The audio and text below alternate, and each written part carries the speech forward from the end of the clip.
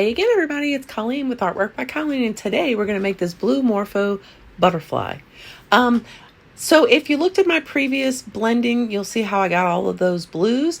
I'm also going to use the black for the outline. I'm going to use the whites there for the dots. And then I'm going to make several Skinner blends with the light and the dark blues in order to, the different shades of blue, in order to get some of this different shading of the butterfly wings to really pop. I'm going to make a total of 4 sections. As you can see here, the white and blue, the medium and the light blue, and the light blue and the darker blue, and then the dark blue and the almost black.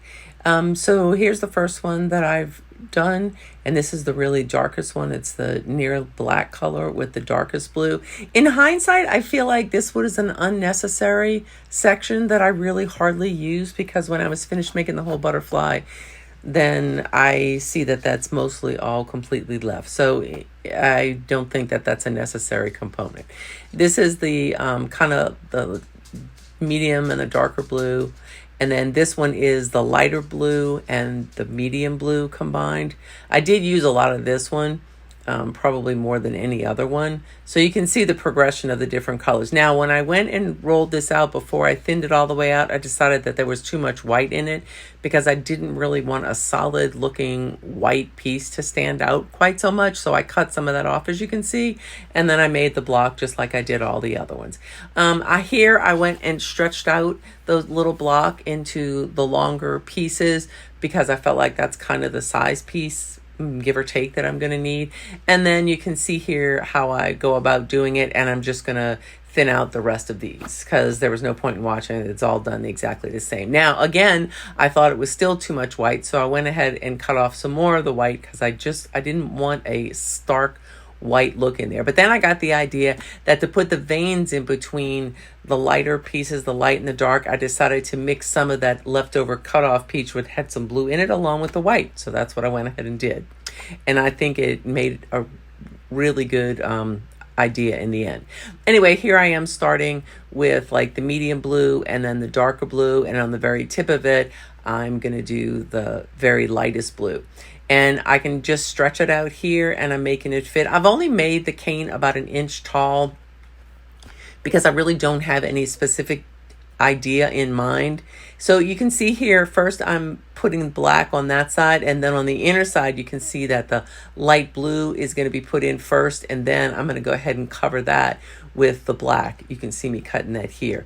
And I just really did like the way that that turned out with having that lighter color in there. It just helps each section pop a little bit better.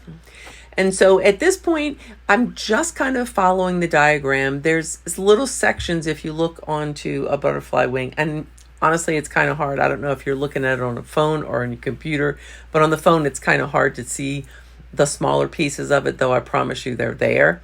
So you can just see I'm taking different color sections and different pieces of all those sections I've got there stretched out.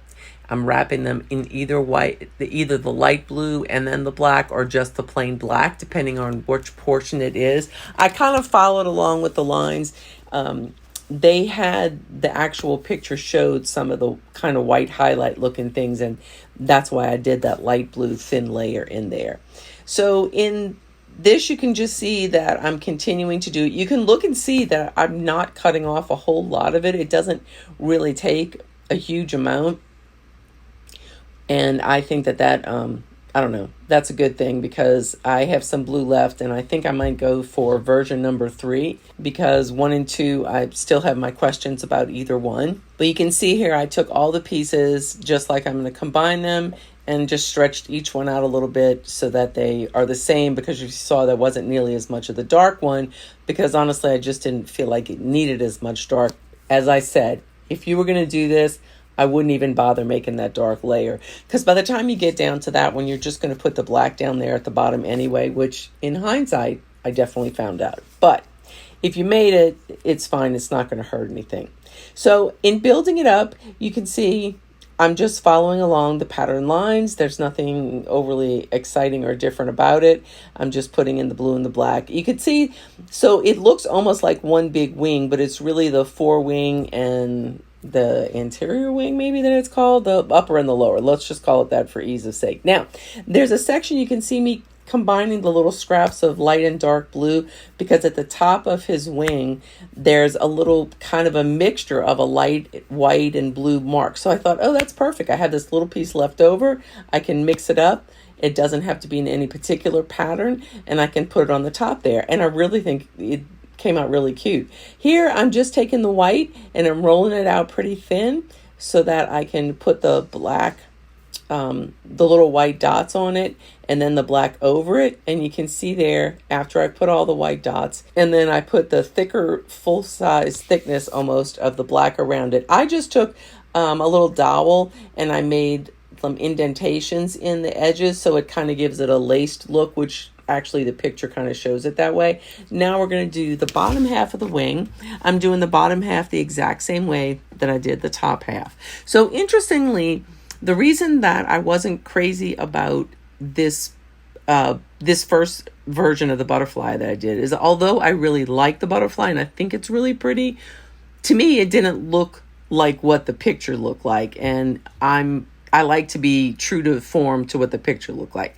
So for me, it had a little bit too much of the lighter colors in it. However, when I did a poll to see which color everyone liked best, most everyone liked this one versus the second one I'm going to do, and y'all will see this come up in a couple of days, because I'm just going to show the end result of putting it all together, because you've already seen the whole beginning result if you watch this video. So it looks to me much more like the actual picture looked. However, it doesn't pop quite as much because I didn't put any of that light blue or off-white color in there. Now here I showed how to roll out the white and just put it.